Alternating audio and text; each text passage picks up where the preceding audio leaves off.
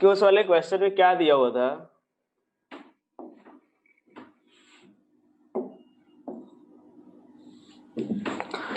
कि एक पार्टिकल की इनिशियल वेलोसिटी, जो पार्टिकल की वेलोसिटी दी हुई थी, ठीक है, कि लीनियर वेलोसिटी v जो था वो किसके बराबर, स्क्वायर रूट ऑफ s के बराबर था, यही था।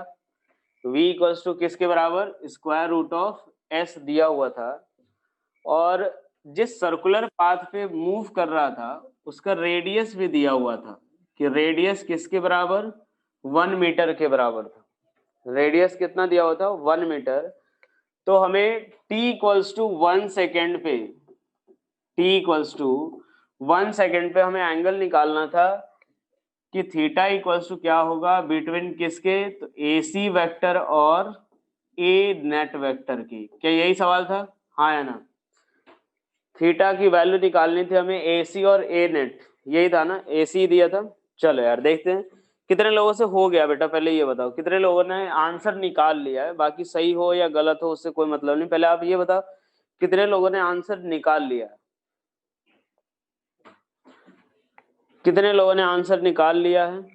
आंसर तो आ गया सर, पता नहीं सही है कि गलत। चलो यार देखते हैं फिर बताना आप लोग कितने लोगों का आंसर सही है, ठीक है। यहां से देखो यार, हमें AC और A नेट के बीच का एंगल निकालना है। मान लो ये हमारा एक पार्टिकल है जो इस सर्कुलर पाथ पे मूव कर रहा है, AC इधर की तरफ और AT इधर की तरफ है, ठीक है, ये AT है। तो हमें A नेट और AC के बीच का एंगल निकालना था, तो ये हमारा थीटा होगा, और ये जो थीटा आएगा तो tan थीटा इक्वल्स टू किसके बराबर, तो tan थीटा इक्वल्स टू कितना होगा, परपेंडिकुलर अपॉन बेस, यानी AT अपॉन किसके आएगा, AC के, यही होगा। tan थीटा इक्वल्स टू क्या होगा, AT अपॉन AC। तो हमें वैल्यू किसकी निकालनी है, AT की वैल्यू और AC की वैल्यू निकालनी है, ठीक है। चलो यार AT के लिए हम लोग लिख सकते हैं क्या, AT इक्वल्स टू क्या dv बाई dt होता है, हाँ कि ना, पहले ये बताओ।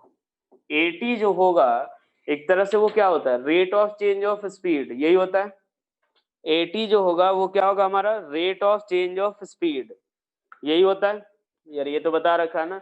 और यही equals to r into alpha भी होता है। तो यार यहाँ पे dv बाई dt को मैं ऐसे लिख सकता हूँ कि v into dv by ds, ये भी चाहूँ तो मैं लिख सकता हूँ AT equals to v into dv by ds। Video blur हो रही है क्या अभी, ये बात बताना जरा, वीडियो अभी ब्लर है क्या? बेटा किसी का ब्लर नहीं हो रहा है, कबीर तुम्हारा ही ब्लर है, नेट देखो सही से। तो चलो यार AT इक्वल्स टू किसके बराबर है, v dv अपॉन ds के बराबर है। तो चलो यार हम लोग निकालते हैं, v की जगह पे तो मैं पुट कर दूंगा कितना, रूट एक्स, और dv बाई ds की अगर वैल्यू देखनी हो तो d ऑफ कितना, s की पावर 1/2 अपॉन कितना, ds के बराबर, यही आएगा। v into dv by ds, v की वैल्यू मैंने उठा के पुट कर दी s की पावर 1/2। तो चलो यार यहाँ से कितना आएगा, रूट s इंटू ये किसके बराबर, तो 1/2 इंटू एस की पावर 1/2 -1, क्या यही आएगा, हाँ कि ना? Root S into 1/2 into S की पावर 1/2 -1, यार डिफरेंशिएट किया मैंने चुपचाप केवल। तो यहां से देखो यार, मैं AT को क्या लिख सकता हूँ, AT equals to root S into कितना आ जाएगा, तो मुझे ये लग रहा है 1/2 रूट एस ही आएगा, क्योंकि एस की पावर कितनी है ये, -1/2। अगर मैं इसको अगर पुट करूं, अगर इसको एक लाइन में सॉल्व करूं तो एस की पावर क्या आएगा, -1/2, और एस की पावर -1/2, एस की पावर -1/2 क्या आएगा, 1/√s। ठीक है भाई, चलो अच्छी बात है, सही है यहाँ तक। तो ये रूट एस से रूट एस कैंसिल आउट हुआ, यानी AT इक्वल्स टू किसके बराबर, 1/2। जो AT आएगा वो किसके बराबर, 1/2 के बराबर। चलो भाई अच्छी बात है, AT 1/2 आ गया। अब हमारा काम AT तो निकल गया, अब हमें निकालना कौन सा है, AC। तो AC जो आएगा वो किसके बराबर, तो v² बाई आर, मैं AC को लिख सकता हूँ ये भी, कि AC इक्वल्स टू किसके बराबर, तो वी स्क्वायर बाई आर के बराबर। v की वैल्यू ये रही, तो यहां से हम क्या लिख सकते हैं, वी स्क्वायर इक्वल्स टू, तो क्या लिखेंगे s upon R, V square equals to क्या लिखेंगे, s अपॉन आर। तो अब यहाँ पे अगर हम लोग पुट करें तो AT की वैल्यू किसके बराबर, 1/2 इंटू AC की जगह पे s अपॉन कितना, r के बराबर, तो 1 इंटू कितना आएगा r, यानी फाइनली tan थीटा की वैल्यू किसके बराबर, तो r/2s। क्या आपने यही तक छोड़ दिया है क्या, हाँ या ना, क्या आपने अपना आंसर यही तक छोड़ा है, r 1 मीटर है, चलो पुट भी कर दो, कोई दिक्कत नहीं, r की वैल्यू 1 मीटर पुट करोगे किसके बराबर, तो 1/2s के बराबर। क्या आपने यही तक छोड़ा है, तो देखो यार, हाँ तो यही तक छोड़ा है, तो ये थोड़ा सा आपका सॉल्यूशन जो है अधूरा है, क्यों, क्योंकि हमें ये दिया हुआ है कि t इक्वल्स टू 1 सेकेंड पे हमें बताना है थीटा की वैल्यू। ये जो आपने, ठीक है, ये जो टाइम जो निकाला है ना अपन ने, टाइम 1 सेकेंड पे हमें निकालना है, तो देखो यार t इक्वल्स टू 1 सेकेंड पे निकालना होगा, तो s की वैल्यू हमें निकालनी होगी कि t इक्वल्स टू 1 सेकेंड पे s की वैल्यू क्या होगी। तो चलो यार देखते हैं फिर से, अब v इक्वल्स टू आया s की पावर 1/2, और ये जो आएगा क्या, मैं उसको ds/dt इक्वल्स टू s की पावर 1/2 ये लिख सकता हूं मैं, क्योंकि मुझे s चाहिए कि t इक्वल्स टू 1 सेकेंड पे पार्टिकल का, जो पार्टिकल ने कितना डिस्टेंस ट्रेवल किया है। तो चलो यार ds क्या लिखेंगे इसको, तो ds अपॉन s की पावर 1/2 इक्वल्स टू किसके बराबर, तो dt के बराबर। अब क्या आएगा, तो t इक्वल्स टू 0 पे, t इक्वल्स टू 0 पे पार्टिकल का डिस्प्लेसमेंट कितना, 0, और t इक्वल्स टू 1 सेकेंड पे हम लोग मान लेते हैं s के बराबर। हम ये सब काम क्यों कर रहे हैं, ताकि हमें s की वैल्यू मिल जाए कि t इक्वल्स टू 1 सेकेंड पे s की क्या वैल्यू है। तो देखो यार यहां से क्या आएगा, s की power -1/2 ds equals to dt, और लिमिट कहां से कहां तक, 0 से 1, और ये 0 से s, ठीक है। इसको सॉल्व करें तो क्या मिलेगा अपने को, तो देखो s की पावर, थोड़ा सा अब यहां से मैं इधर से रब कर रहा हूं, ठीक है, ताकि हम लोग देख सके एक बार, यहां से देखो तो s की पावर 1/2 का इंटीग्रेशन क्या आएगा, तो हमारे पास s की पावर -1/2 + 1 अपॉन कितना, तो -1/2 + 1, और लिमिट कहां से कहां तक, तो 0 से s, और dt का इंटीग्रेशन क्या होगा t, और वहां पे टाइम की वैल्यू है 1, तो ये आ जाएगा 1 के बराबर। तो फाइनली इसको अगर सॉल्व करें तो ये s की पावर 1/2 इक्वल्स टू कितना, तो 1 - 1/2 किसके बराबर, 1/2 के बराबर। तो ये किसके बराबर, तो s इक्वल्स टू किसके बराबर, तो 1/4। अब बस यहाँ पे उठा के पुट करो, तो ये किसके बराबर आएगा, तो ये यहाँ पे आएगा 1/2 इंटू एस की वैल्यू 1/4, तो ये 2 टाइम्स, यानी tan थीटा इक्वल्स टू किसके बराबर, 2 के बराबर। tan थीटा की वैल्यू किसके बराबर, 2 के बराबर। क्या ये चीज क्लियर हुआ सभी को, हाँ कि ना। tan थीटा इक्वल्स टू 2, ये हमारा फाइनल आंसर होगा। ठीक है भाई, जितने लोगों का tan थीटा इक्वल्स टू 2 आया है उनकी बुद्धि चल रही है, अच्छी बात है, समझ आ रहा है सभी। ठीक है, जिनका नहीं आया उनको एटलीस्ट समझ आ जाना चाहिए। क्या ये समझ आया, अब non uniformly accelerated circular motion, क्या ये चीज क्लियर हो गया सभी को, हाँ कि ना। क्या ये चीज क्लियर हुआ सभी को, जिसको अगर कोई डाउट हो तो बेटा बेझिझक पूछ लो कि यहाँ पे ये वाला स्टेप समझ नहीं आया, बिना समझे घर नहीं जाना है बेटा, ध्यान रखना, बिल्कुल समझ के ही जाना है अपने को जो भी पढ़ाया जाए, ठीक है। तो चलो यार, अब इसके बाद जो है ना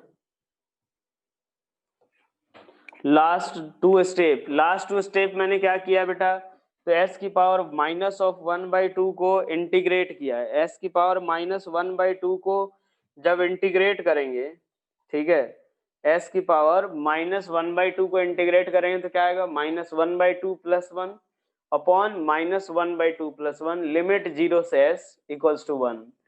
इसको सॉल्व करोगे s की पावर कितना आएगा 1/2, तो ये लिखा, और ये 1/2 आएगा, इसको मैंने इस साइड भेज के मल्टीप्लाई कर दिया, तो ये कितना आएगा s की इक्वल्स टू 1/4। क्या समझ आया यहाँ तक? चलो अभी एक बात देखते हैं। अब इसके बाद हमें क्या देखना है, तो डायनेमिक्स ऑफ सर्कुलर मोशन। चलो नेक्स्ट हमें कौन सा देखना है, तो dynamics of circular motion. Next हमारा हेडिंग है डायनेमिक्स ऑफ सर्कुलर मोशन।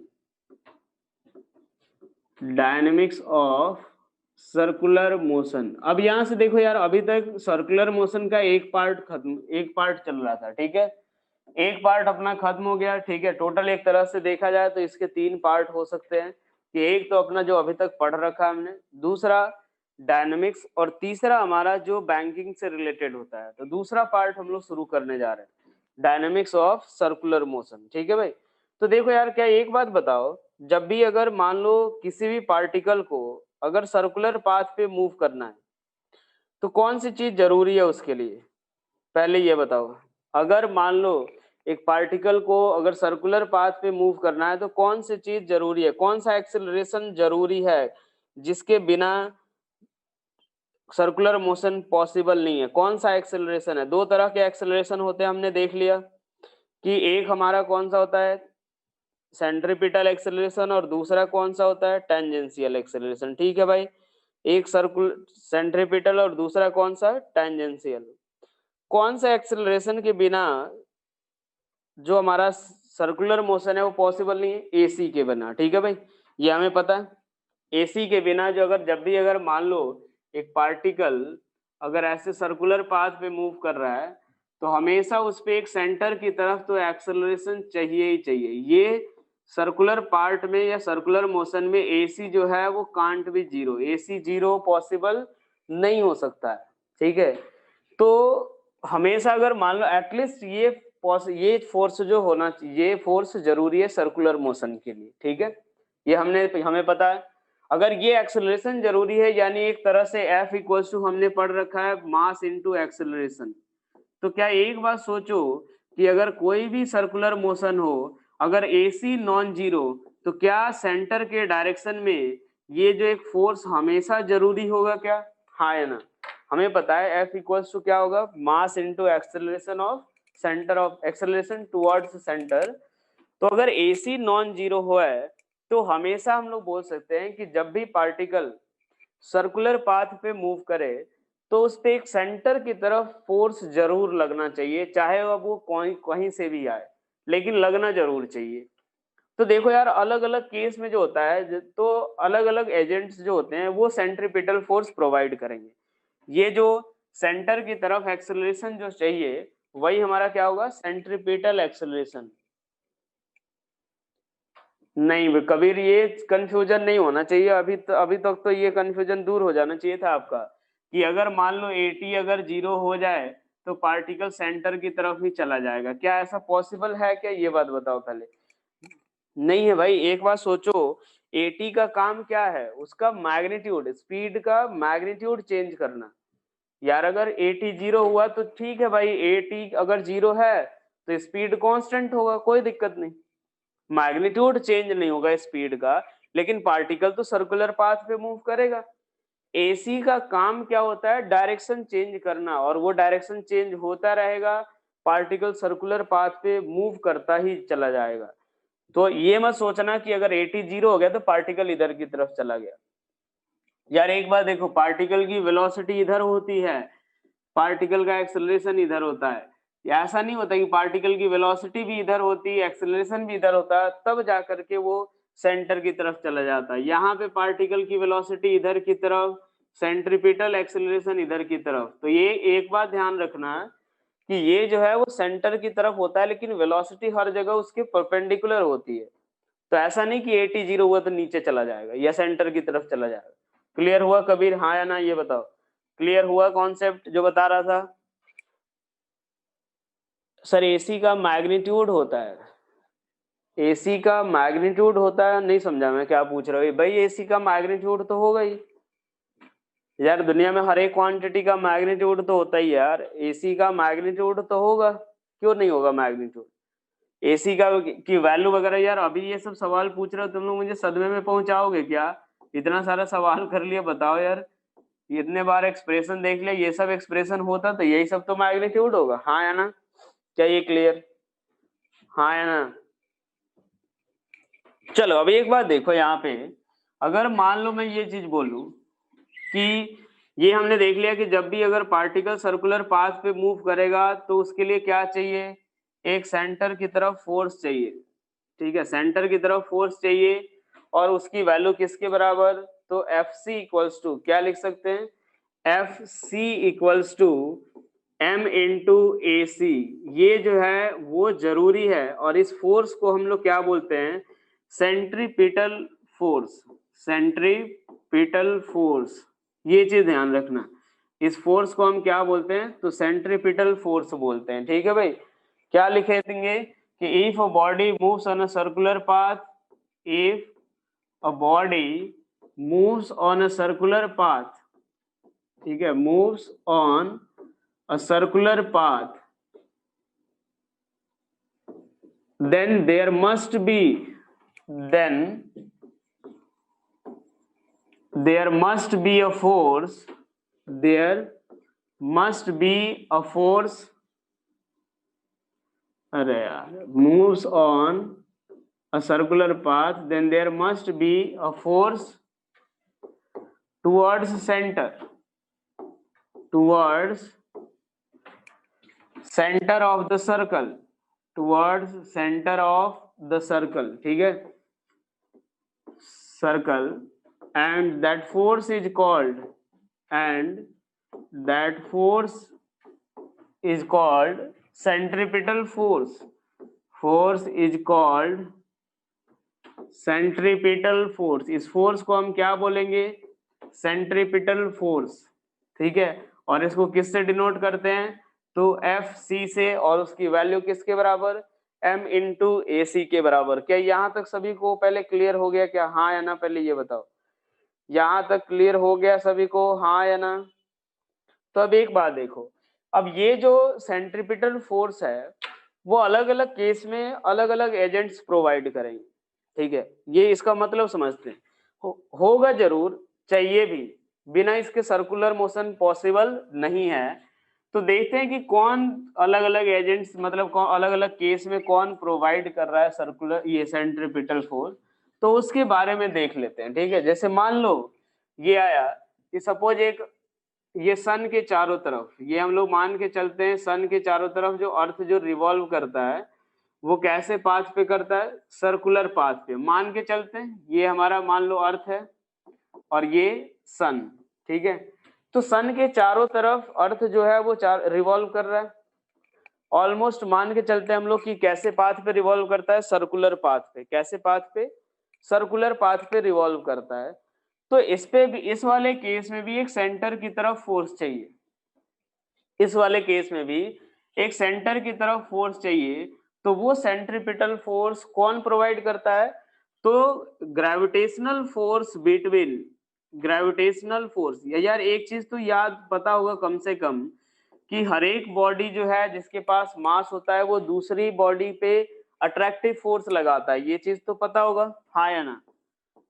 ये चीज तो पता होगा यार, मान लो अपने पास अर्थ जो है हमें अट्रैक्ट कर रहा है, हम किस हर दुनिया के हर एक ऑब्जेक्ट पे फोर्स लगा रहे हैं।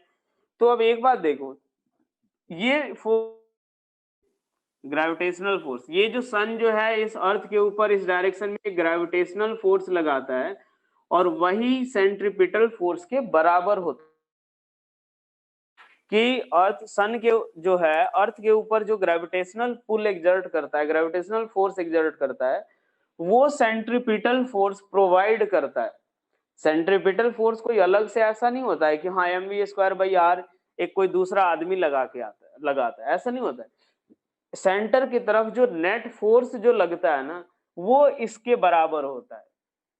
यहाँ से एक, यहाँ एक कंफ्यूजन आप दूर कर लेना कि ये अर्थ जो है इस सन के चारों तरफ जो मूव कर रहा है, तो मैंने जो बोला कि यार ये सर्कुलर पाथ पे मूव कर रहा है, इसके लिए एक सेंटर की तरफ फोर्स जरूरी है, वो फोर्स कहीं से भी मिल सकता है। जैसे यहाँ ग्रेविटेशनल फोर्स दे रहा है, ग्रेविटेशनल फोर्स प्रोवाइड कर रहा है, और ये फोर्स प्रोवाइड करेगा, और इसी फोर्स को हम क्या बोलेंगे, सेंट्रीपिटल फोर्स, यानी इसका मैग्नीट्यूड किसके बराबर होगा, m इंटू ए सी के बराबर। क्या ये चीज क्लियर हुआ पहले, हाँ या ना।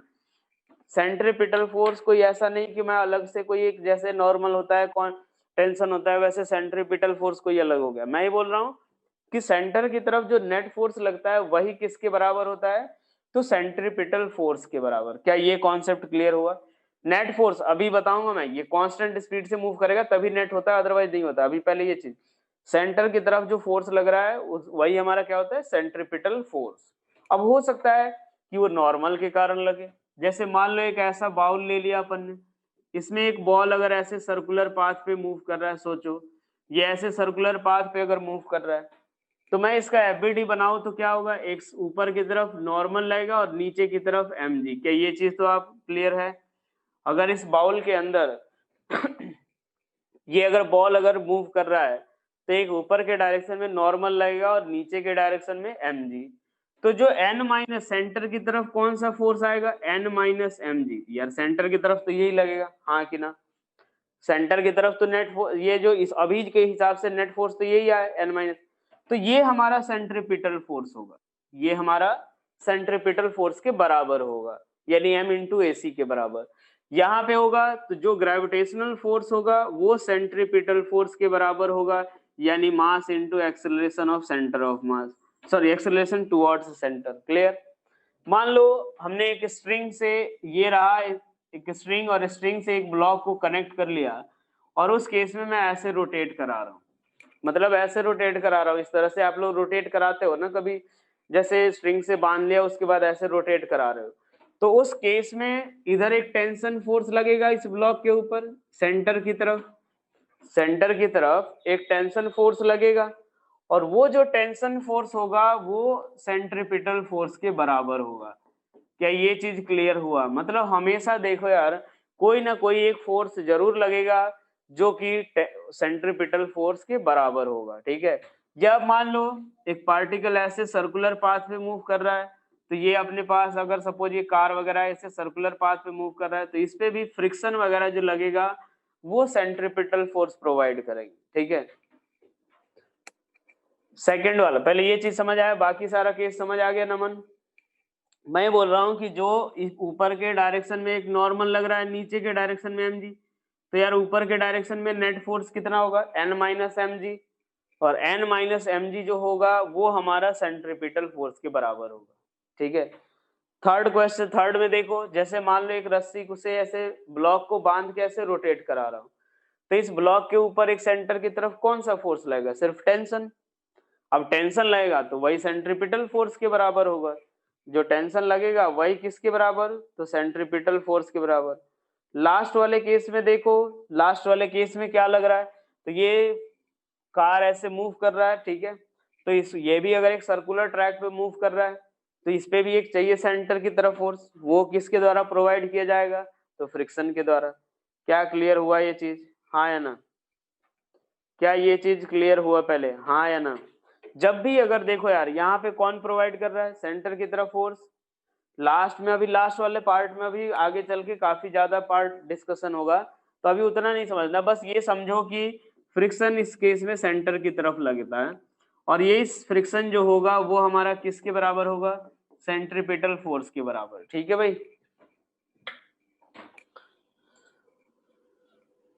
फ्रिक्शन सेंटर की तरफ क्यों लगेगी, तो देखो यार अभी के लिए बस ऐसा ही समझ लो कि यार अगर मान लो ये सर्कुलर पाथ पे मूव कर रहा है, तो एक सेंटर की तरफ फोर्स चाहिए, और अगर सेंटर की तरफ फोर्स चाहिए तो और कोई दूसरा नहीं है जो कि सेंटर की तरफ लगा पाए, फ्रिक्शन ही है जो लगा पाएगा। तो फ्रिक्शन किसकी तरफ लगेगा, सेंटर की तरफ, और वही किसके बराबर, सेंट्रीपिटल फोर्स के बराबर होगा। क्लियर यहाँ तक पहले ये बताओ भाई, हाँ या ना। तो देखो हमने देख लिया कि जब भी अगर एक पार्टिकल सर्कुलर पाथ पे मूव करेगा, तो एक फोर्स जरूरी है किसकी तरफ, सेंटर की तरफ, और वही हमारा क्या कहलाएगा, सेंट्रीपिटल फोर्स। किसके बराबर होगा, सेंट्रीपिटल फोर्स के बराबर। नॉर्मल क्यों नहीं लगेगी बेटा, देखो यार अब कार की बात करें तो मुझे लगता है ऐसा सर्कुलर ट्रैक है, कार ऐसे खड़ी रहती है, ऐसे अगर मूव कर रही है तो ऊपर नॉर्मल लगेगा, नीचे mg लगेगा। मैं बात कर रहा हूँ सेंटर की तरफ। क्या डिफरेंस समझ आ गया? क्या क्लियर हुआ कि आप कहाँ पे कंफ्यूज हो रहे थे? नॉर्मल बेटा एक बात बताओ, कार ऐसे थोड़ी खड़ी रहती है, नॉर्मल तो लगेगा लेकिन वर्टिकली अपवर्ड डायरेक्शन में लगेगा। ठीक है भाई, ये क्लियर हो गया कि हाँ यार, जब भी अगर एक सर्कुलर पाथ पे मूव करना है सेंट्रीपिटल फोर्स चाहिए, और वो कहाँ से आएगा तो अलग अलग केस में अलग अलग चीजें प्रोवाइड करेगी। रस्सी से बांध करके रोटेट कराओ, रस्सी का टेंशन देगा। एक फ्रिक्शन वाले रफ रोड पे मूव करो, फ्रिक्शन देगा। ऐसे बाउल के अंदर मूव करो, नॉर्मल देगा। ऐसे इस वाले केस में ग्रेविटेशनल फोर्स देगा। तो वो अलग अलग केस आएगा, अलग अलग केस में अलग अलग तरह से हमें सेंटर की तरफ एक फोर्स मिलेगा। फ्रिक्शन इक्वल्स टू, अभी एक काम करो यार, जिनको अभी नहीं ज्यादा समझ आ रहा है इनको भी रहने दो। अभी अभी पूरा बैंकिंग ऑफ रिवर वगैरह, सॉरी बैंकिंग ऑफ रोड्स जो आएगा ना, उसमें बेहतर तरीके से पूरा समझ आएगा उसमें। ठीक है, अभी टेंशन ना लो। बाकी ऐसे देख लो, बस ये चीज ध्यान रखो, ये कार सर्कुलर ट्रैक पे मूव कर रहा है, सर्कुलर ट्रैक पे मूव कर रहा है, तो इस पे सेंटर की तरफ फोर्स चाहिए। ठीक है, और सेंटर की तरफ फोर्स कहाँ से मिलेगा तो फ्रिक्शन देगा अपने को। क्लियर? हाँ या ना? क्या ये चीज क्लियर हुआ सभी को? हाँ या ना? पहले ये बताओ। अब एक बात देखो, अब इस वाले केस में अगर हम लोग देखें, इस वाले केस में अगर हम लोग बात करें तो यहां से देखो कि क्या जो अगर मान लो जो एफ सेंट्रीपिटल फोर्स जो होता है ना, वो नेट फोर्स नहीं होता है। ठीक है ना, सेंट्रीपिटल फोर्स क्या लिखेंगे, मे और may not be net force, may और may not be net force. Centripetal force जो है ना, वो नेट फोर्स हो भी सकता है और नहीं भी हो सकता है। ठीक है, अगर एक बार देखो क्यों मैं बता रहा हूं, मान लो अगर पार्टिकल, एक केस लेता हूं कि जब पार्टिकल ऐसे सर्कुलर पाथ पे मूव कर रहा है और इसकी स्पीड कांस्टेंट है। पहला केस लिया मैंने, स्पीड जो है वो कांस्टेंट है पार्टिकल का। मान लो पार्टिकल का स्पीड क्या है, कांस्टेंट। अब पार्टिकल का स्पीड कांस्टेंट अगर वो इधर की तरफ मूव कर रहा है तो इस पे बस ac लगेगा, हाँ कि ना? इसके बाद कौन सा एक्सेलरेशन, सिर्फ ac, और at यहाँ पे 0 होगा। क्या आप भी यही सोचते हो? हाँ या ना? ये बताओ। जो अगर मान लो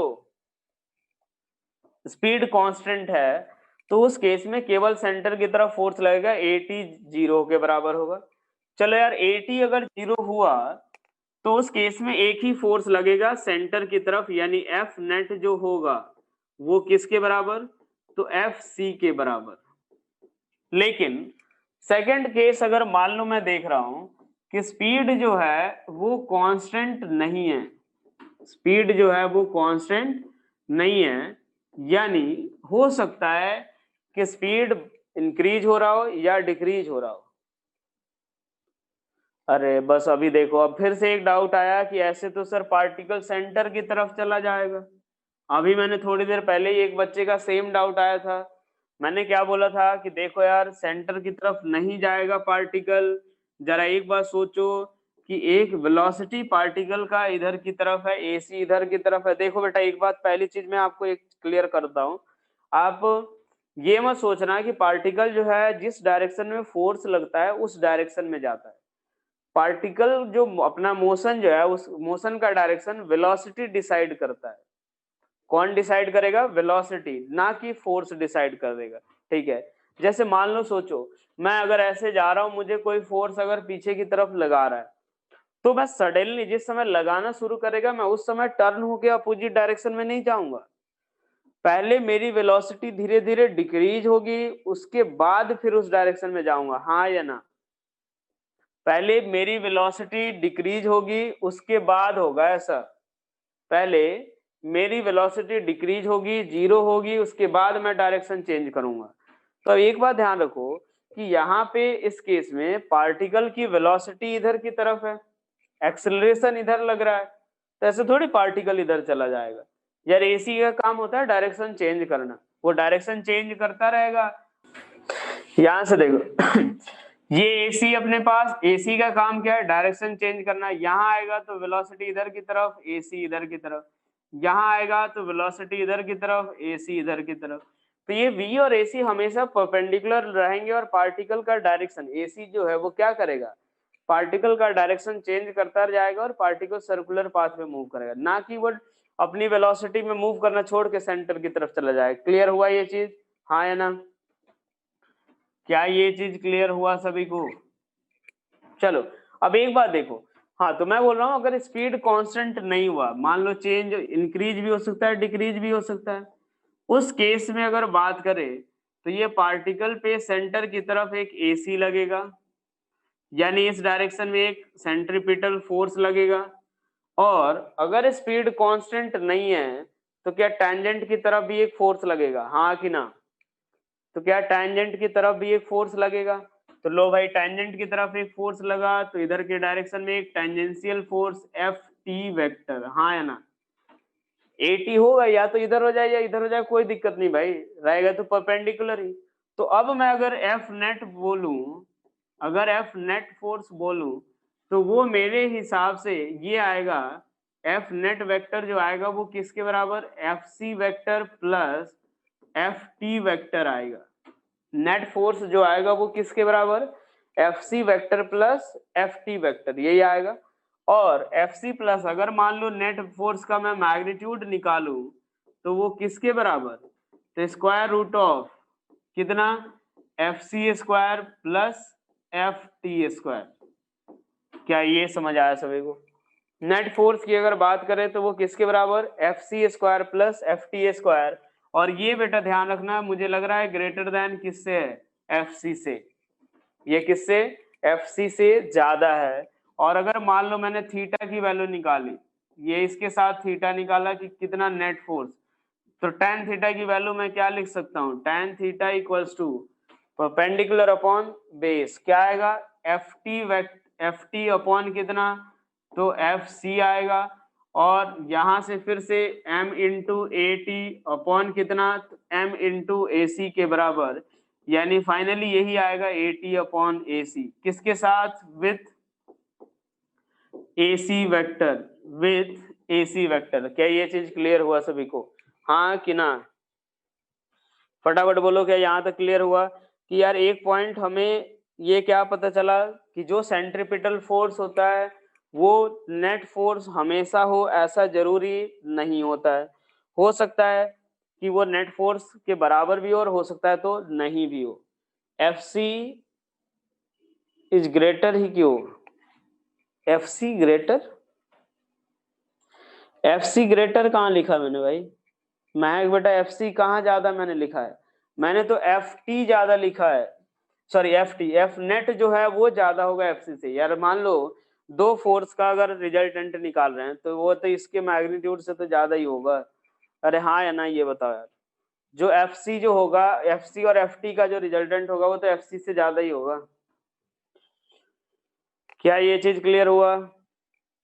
चलो यार अब एक बात देखो यार, अब इसके बाद एक और चीज हमें सीख लेना है, उसके बाद हम लोग सवाल ही करेंगे, ठीक है? कॉन्सेप्ट क्या है पहले ये चीज देखते हैं। मान लो कि एक आता, अभी सेंट्रीपिटल फोर्स पढ़ लिया था हमने, अब हम एक देखते हैं सेंट्रीफ्यूगल फोर्स। ये एक तरह का सूडो फोर्स ही होता है, सेंट्रीफ्यूगल फोर्स ये होता क्या है, एक तरह का सूडो फोर्स होता है बेटा, ठीक है? सेंट्रीफ्यूगल फोर्स क्या होता है basically, pseudo force, it is a type of pseudo force लिख सकते हैं, it is a pseudo force लिख सकते हैं। अब एक बात देखो, सूडो फोर्स हम कब अप्लाई करते थे, ये बात बताओ, सूडो फोर्स हम कब अप्लाई करते थे, जब पार्टिकल, मतलब जब भी अगर पार्टिकल का मोशन अगर देखना हो, एक एक्सेलरेटेड फ्रेम में अगर बैठ करके देख रहे हो, यानी नॉन इनर्शियल फ्रेम में अगर बैठ करके देख रहे हो, ठीक है, तो ही हम लगाते थे सूडो फोर्स। तो अब देखो यार, मान लो कोई भी पार्टिकल मूव कर रहा है, सपोज एक यहां से हमने लिया, एक ये जो है स्ट्रिंग है, ठीक है भाई, ये मान ले स्ट्रिंग से ब्लॉक कनेक्ट कर लिया, ऊपर के डायरेक्शन में v वेलोसिटी से जा रहा है, ठीक है? ऐसे देखो,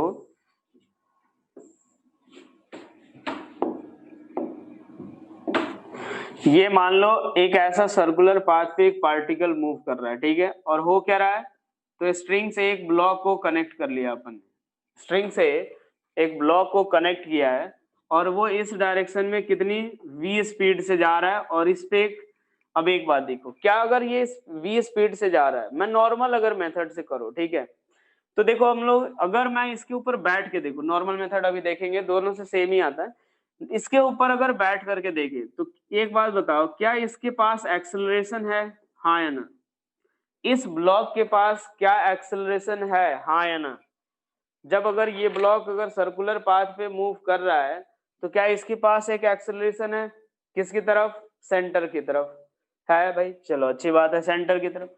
तो अगर मैं इसके ऊपर बैठ करके अगर देखो इसका मोशन, इसी के ऊपर बैठ करके अगर मैं इसका मोशन ऑब्जर्व करूं तो ये नॉन इनर्शियल फ्रेम हुआ या इनर्शियल फ्रेम हुआ, ये बताओ, इनर्शियल या नॉन इनर्शियल। अगर मान लो ये ब्लॉक अगर ये सपोज अगर ऐसे मूव कर रहा है सर्कुलर पाथ पे, स्पीड कांस्टेंट है भाई, चलो अभी तो मैंने ले लिया, स्पीड क्या है, कांस्टेंट। अब एक बात सोचो, स्पीड कांस्टेंट है लेकिन अगर इसके पास एक्सेलरेशन तो है, अगर मैं इसके ऊपर बैठ के देखूं तो क्या होगा, ये एक्सेलरेटेड मोशन, एक्सेलरेटेड मोशन होगा, और ये कैसा, एक तरह से नॉन इनर्शियल फ्रेम हो जाएगा। और तो क्या करना चाहिए मुझे, क्या इसके ऊपर एक सूडो फोर्स लगाना चाहिए, हाँ कि ना, क्या इसके ऊपर एक सूडो फोर्स लगाना चाहिए। यहां से मैं बोल रहा हूं बेटा, एक बार देखो कि जब भी अगर मान लो ये पार्टिकल ऐसे सर्कुलर पाथ पे मूव कर रहा है कांस्टेंट स्पीड से, ठीक है, तो इस पे एक सेंटर के डायरेक्शन में एक एक्सेलरेशन है, सेंटर के डायरेक्शन में एक्सेलरेशन तो है, तो अगर मैं इसके ऊपर बैठ के देखूं तो ये कैसा दिखेगा, non inertial frame, accelerated frame है, तो इसके ऊपर बैठ के देखोगे तो क्या मुझे एक सूडो फोर्स लगाना पड़ेगा जो कि किसके बराबर, तो m इंटू ए सी के बराबर होगा, हाँ कि ना, एक सूडो फोर्स लगाना पड़ेगा जो कि किसके बराबर होगा, m इंटू ए सी के बराबर, हाँ है ना। और जब आप इसके ऊपर बैठ के देखोगे तो ये आपको क्या रेस्ट पे दिखेगा, मान लो अगर कोई आदमी आप ये अगर ऐसे ब्लॉक के ऊपर ही बैठा दीजिए, ब्लॉक आपको कैसा दिखेगा, रेस्ट पे, हाँ या ना, बिल्कुल ढंग से समझ लेना इसको, आगे चले पूरा इसी से यूज होने वाला है और सारे सवाल इसी से होंगे।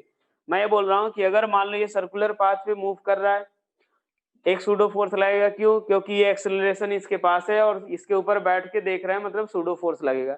और यही सूडो फोर्स को हम क्या बोल रहे हैं, सेंट्रीफ्यूगल फोर्स, इसी को हम क्या बोलते हैं, सेंट्रीफ्यूगल फोर्स, इसी को हम क्या बोलते हैं, सेंट्रीफ्यूगल फोर्स। अब एक बात देखो कि m इंटू ए सी लगा भाई, चलो सेंट्रीफ्यूगल फोर्स, लेकिन ये आप इसके ऊपर बैठ के देखोगे तो क्या ये आपको रेस्ट पे दिखेगा, हाँ या ना, क्या ये आपको रेस्ट पे दिखेगा, दिखेगा, क्या ये इसमें रस्सी से बांधे हो तो एक टेंशन टी भी दिखेगा, हाँ या ना, क्या अगर रस्सी से बांधे हो तो टेंशन टी भी दिखेगा। तो अगर इसके ऊपर बैठ के मैं ऑब्जर्व करूं तो क्या मैं क्या लिखूंगा, t इक्वल्स टू, मैं क्या लिखूंगा, t vector equals to m into A C के बराबर, हाँ या ना, और ए सी की value v square by R, तो मैं ऐसे भी लिख सकता हूं, या m omega square into R, ऐसे भी लिख सकता हूं। क्या ये चीज क्लियर, t इक्वल्स टू मैं m इंटू ए सी लिख सकता हूँ, M V square by R, या m ओमेगा स्क्वायर आर लिख सकता हूँ ऐसे, हाँ या ना। तो अगर मान लो जब भी अगर सर्कुलर मोशन अगर डील करना हो तो हमें क्या करना है, सबसे पहले दो तरीके, एक तो आप उस ब्लॉक के ऊपर या उस ऑब्जेक्ट के ऊपर बैठ करके तब आराम से देखो, ठीक है, जो सारे इधर फोर्स इक्वल्स टू इधर वाला सारा फोर्स, एक सूडो फोर्स लगाने के बाद, या फिर अगर ग्राउंड फ्रेम में करें, ये किसके फ्रेम में है, ब्लॉक फ्रेम, ये किसके फ्रेम की बात कर रहे हैं हम लोग, ब्लॉक फ्रेम में, और ये जो m इंटू ए सी जो सेंट्रीफ्यूगल फोर्स जो बाहर की तरफ सूडो फोर्स लग रहा था उसी को हम क्या बोलते हैं, सेंट्रीफ्यूगल फोर्स।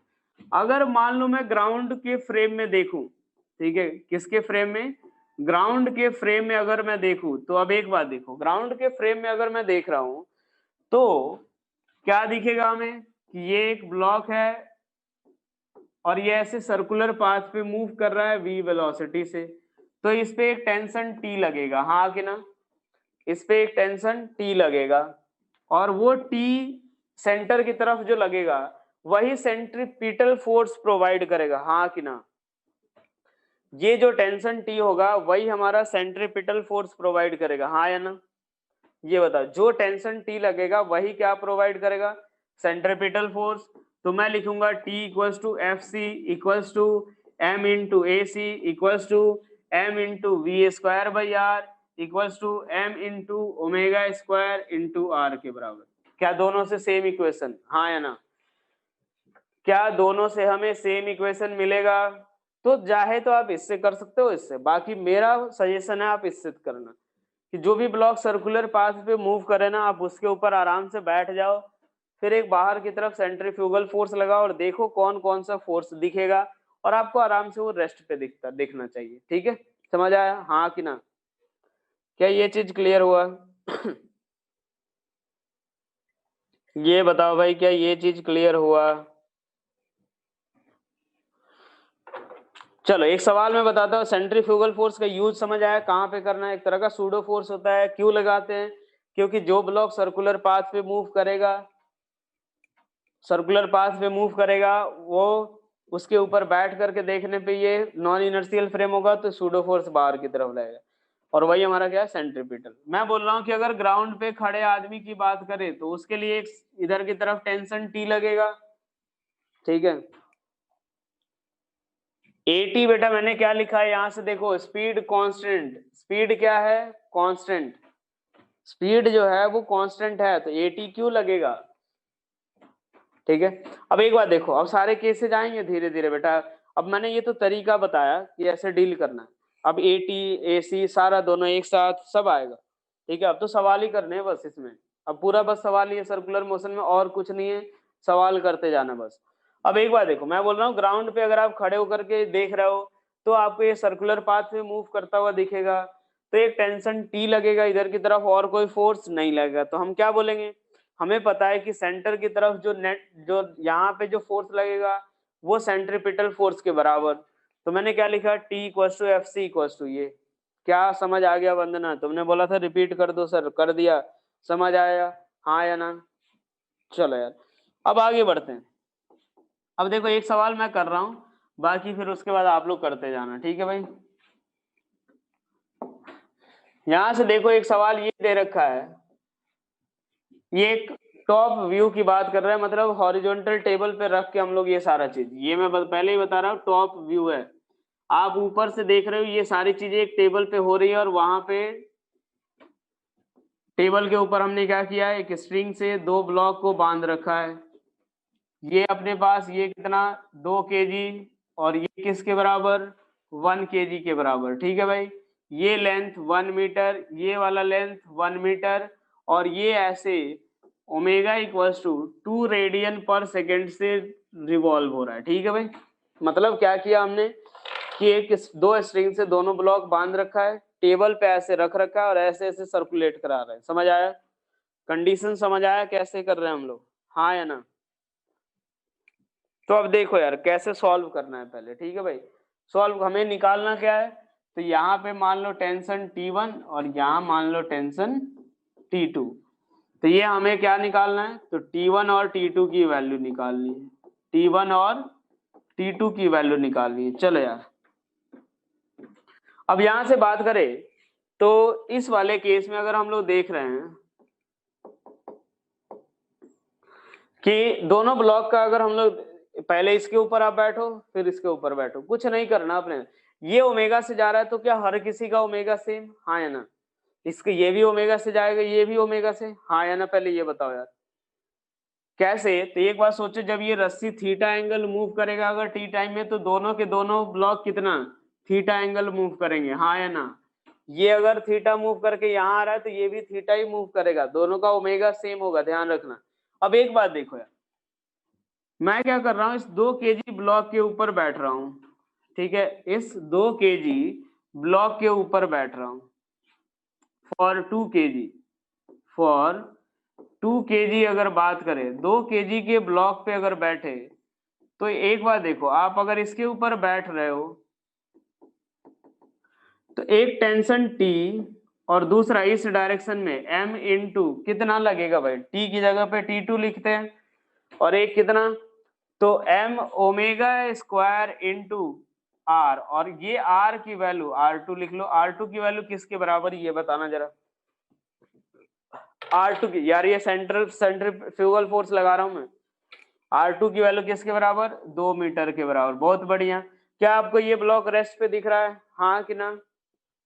क्या आपको ये ब्लॉक रेस्ट पे दिख रहा है? तो चलो भाई, दो रेस्ट पे दिख रहा है तो क्या लिखेंगे, तो T2 equals to m omega square into R2, और ये कितना, m की वैल्यू 2, ओमेगा की वैल्यू 2 का स्क्वायर, और r की वैल्यू 2। बहुत बढ़िया, 2 4 8 16 न्यूटन। क्या ये पहला पार्ट समझ आया? टेंशन T2 की वैल्यू क्या 16 न्यूटन समझ आई पहले, हाँ या ना? चलो यार, अब आगे बढ़ते हैं कि मान लो मैं T1 की बात करूं तो किसके लिए उसके देखना होगा, फॉर 1 kg। 1 kg के ऊपर आप बैठना चाहो, इस 1 kg के ऊपर, तो एक टेंशन T1 लगेगा, इधर की तरफ T2 लगेगा, और सेंट्रीफ्यूगल फोर्स आप इसके ऊपर बैठ के देख रहे हो भाई, इसके ऊपर बैठ के देखोगे सेंट्रीफ्यूगल फोर्स लगेगा। किधर की तरफ लगेगा, बाहर या अंदर? बाहर की तरफ या अंदर की तरफ? किधर लगेगा भाई, किधर की तरफ लगेगा? बाहर की तरफ, बाहर की तरफ लगेगा। और कितना, तो m omega square into R1। R1 किसके बराबर, 1 मीटर। आपको ये ब्लॉक किस पे दिख रहा है, रेस्ट पे, हाँ कि ना?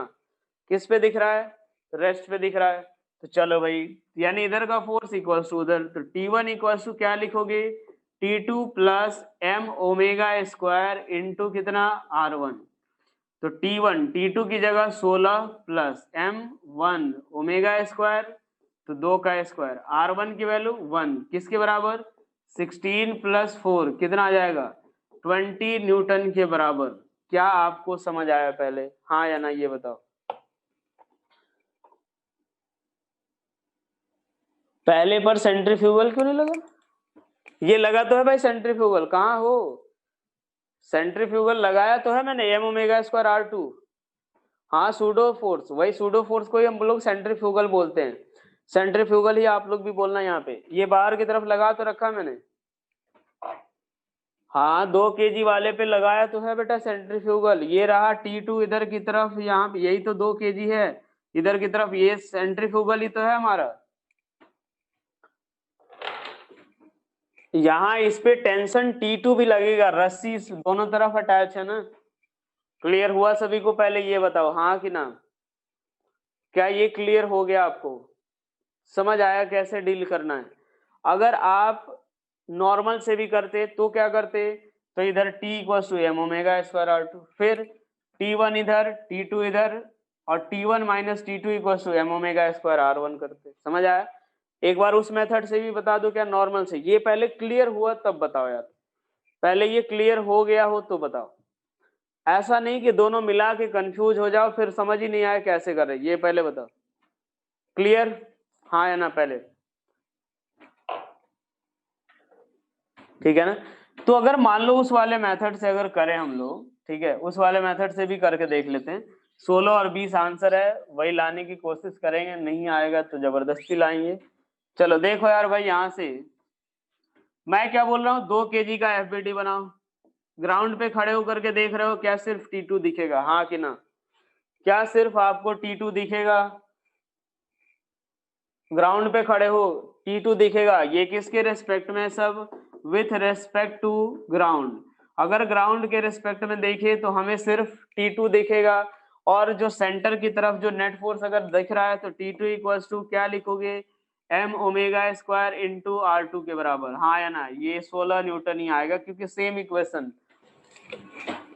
चलो अब एक बात बताओ, 1 kg का ब्लॉक है तो 1 kg पे क्या बोलते हैं कि सर T1 इधर T2 इधर, और ये ओमेगा से ऐसे सर्कुलर पाथ पे रोटेट हो रहा था, तो क्या करते इस पे, तो T1 माइनस T2, यार नेट फोर्स तो सेंटर की तरफ ही लगेगा, हाँ या ना? क्योंकि मैंने क्या बोला, सेंटर की तरफ एक लगना चाहिए, तो T1 minus T2 equals to m omega square into R1, यही लिखते हैं। क्या वहां भी सेम ही इक्वेशन आया था? तो चाहो तो आप उससे भी करो या इससे भी करो, बेहतर ये है कि आप उसके ऊपर बैठ करके ही करना। चलो ये 1 kg, ये मान लो 5 kg, ठीक है भाई, ये कितने से, ये 4 रेडियन पर सेकेंड से, यहाँ से ये T1, यहाँ पे ये T2, T1 और T2 की वैल्यू बता दो, T1 और T2 की वैल्यू बताओ फटाफट, फटाफट T1 और T2 की वैल्यू देखो यार इधर। और अगर आप अटेंड कर रहे हो सेमिनार तो कुछ सीखना और उसको अपने जीवन में फॉलो भी करना भाई। यहाँ देखो ये T1 इधर की तरफ है ना, इसके ऊपर बैठ करके, अरे कोई नहीं, वो नॉन मेडिकल वालों के लिए सेमिनार है, टेंशन ना लो। एक बच्चे का जो 596 आया रैंक, वही बताएगा कि देखो मोटिवेट हो जाओ, पढ़ लिख लो, नहीं तो फिर।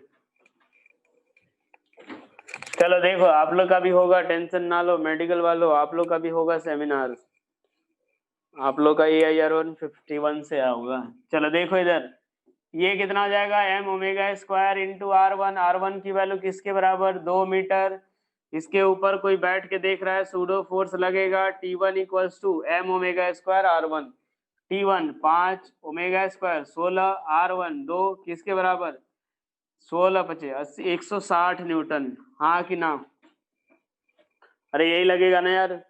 उसके बाद 1 kg का FBD बनाओ, लो भाई 1 kg का FBD, इसके ऊपर T1, इधर की तरफ T2 और इधर की तरफ m ओमेगा स्क्वायर R2। तो चलो भाई यहाँ से इसके ऊपर कोई बैठ के देख रहा है, रेस्ट पे दिखेगा, यानी T2 equals to T1 plus m omega square R2। क्या आपको भी समझ आया, हाँ कि ना। चलो यार T1 की वैल्यू किसके बराबर हमने निकाल लिया, 160 plus 1 into 16 plus sorry 1, 16 into 1 यानी कितना, 176 न्यूटन। कितने लोगों का सही है, फटाफट हाँ या ना जल्दी से बोलो। चलो यार एक और सवाल, थोड़ी बुद्धि लगा लो।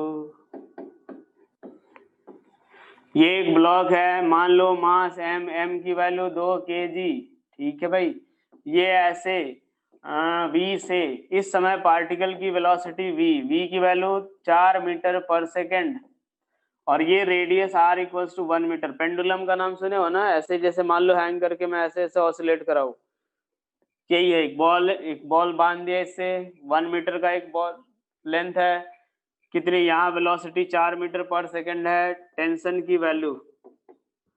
चलो भाई यहाँ से देखो यार, एक बात देखो, v की वैल्यू कितनी है 4, नीचे की तरफ एक mg लगेगा, ये ऐसे सर्कुलर पाथ पे जा रहा है, इसके ऊपर बैठ के देखोगे एक सेंट्रीफ्यूगल फोर्स इधर नीचे की तरफ, रेडियस के अपोजिट डायरेक्शन में, ठीक है भाई, सेंटर से रेडियस पॉइंट को ज्वाइन करना, उसके अपोजिट डायरेक्शन, कितना लगेगा, mv स्क्वायर बाई r, ठीक है। ऊपर की तरफ टेंशन T, इसके ऊपर बैठ के देखोगे रेस्ट पे दिखेगा T equals to mg plus mv square by r। m की वैल्यू कितनी दी थी, वैल्यू पुट कर लेना, बाकी सारी वैल्यू दे ही रखी है, वैल्यू पुट कर लेना। ये 2 सवाल आपके लिए घर के लिए, ये कर लेना, इस टाइप का भी सारा सवाल हो जाएगा, ठीक है भाई।